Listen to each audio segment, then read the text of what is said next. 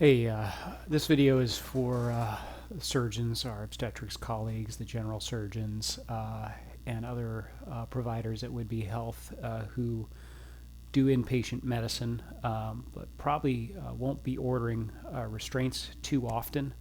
So this is a very dumbed down version of the full training. At the end of the video, I'll give you a link to the video that has more of the full training, so that you can review that when and if you actually have to do this process. But this one's going to be real quick for our surgical colleagues, so you kind of know the basics of when, how, and why to order restraints. So what are restraints? Restraints are either physical or chemical means of holding a patient, and that reduces the patient's ability to move or have free will.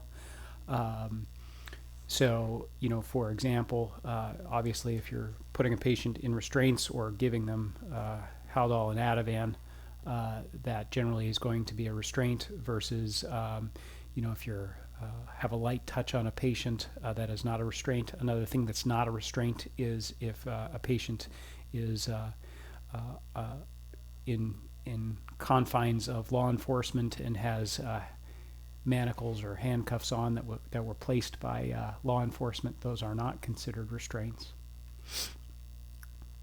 Nonviolent restraints are generally going to be your soft restraints to keep patients from removing tubes, lines, etc. Violent restraints come in several flavors. They include chemical restraints, seclusion, physical holds, and physical escorts.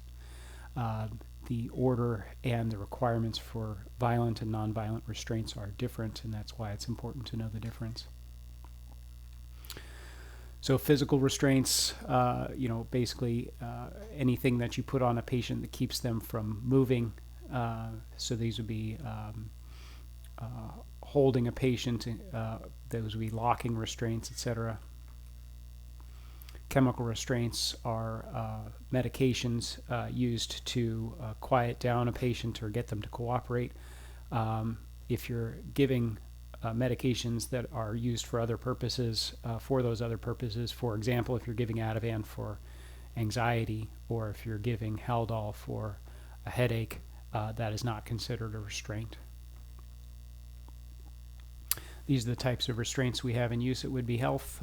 Going clockwise from the top left, you've got your soft restraints, you got your mitts, locking restraints with bed rails up. All 4 bed rails up is considered a restraint. You've got chemical restraints, papoose boards for kids, and locking restraints again.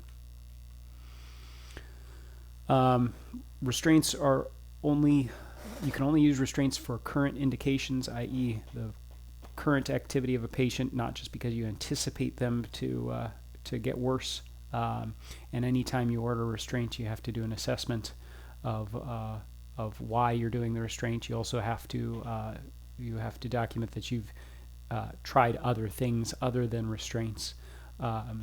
For example, talking them down, offering them something to make them more comfortable before you progress with restraints. Once you order restraints, you need to communicate with staff the physical and psychological status of the patient and whether to initiate or continue restraints or seclusions.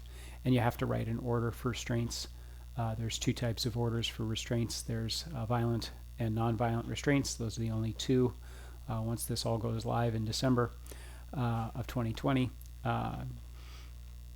and those orders, you also have to document what would allow the patient to come out of restraints. So violent restraints, you need to review either in person or by phone with the nurse the reasoning for the violent restraint. And there are time limits for the violent restraint order. Violent restraint orders generally need to be renewed every 4 hours, but more frequently for kids, 2 hours from the age of 9 to 17 and 1 hour under the age of 9. Chemical restraints, a couple different things about chemical restraints. Chemical restraints do not renew.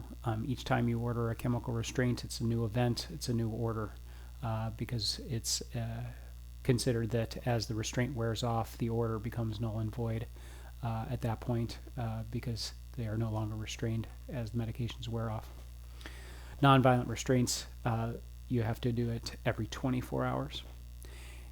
And one thing that's new and different is for any form of violent restraint, either initially or new episodes of a violent restraint, you have to do a face-to-face evaluation.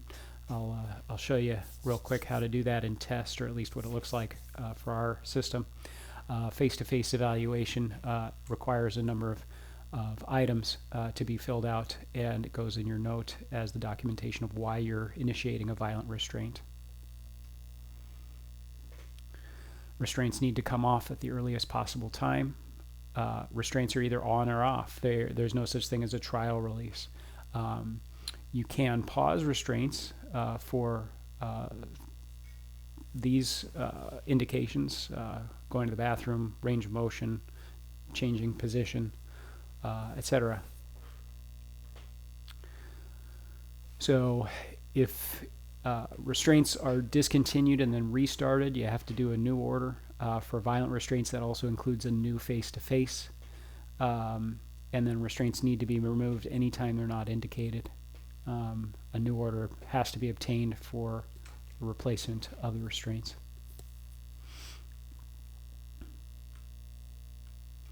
So here it all is in a nutshell.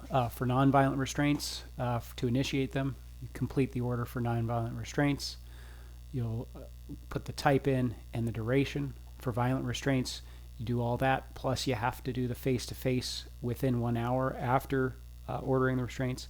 Note that the face-to-face has to be dated and timed after the initiation of the restraints.